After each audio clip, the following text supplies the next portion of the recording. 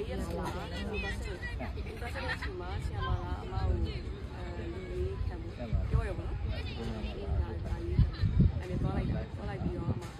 60ရဲ့ဒီမှာစာရွက်ပြီးတော့ပါတယ်နိုင်ချင်ရပြီး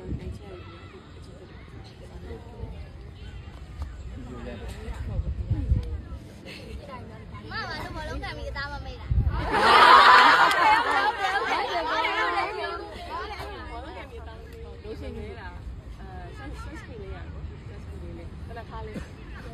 ထိတာတွေ့လားပြီးတော့ထိအောင်မယ်ထင်တယ်အားလေးဆောက်လို့လေးပြီးတော့ကိုကညာကြောင်လို့ရှိရင်ပြေးပါနေက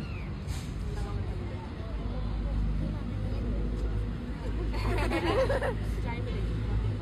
ဟုတ်တယ်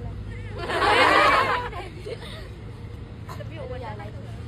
အမဘောလုံးတော့လာတော့မရဘူးဒါနဲ့အဖေအမအဖေကဒီနေ့လိုက်ဖို့ပြရ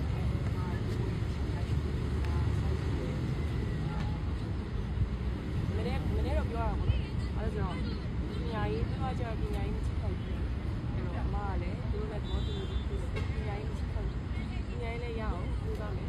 သူတို့ချင်တဲ့အရာလေးတွေလည်းရအောင်သူလည်းစီပြီးအမလည်းစီဟောသူမျိုးပြောတာကြားရနော်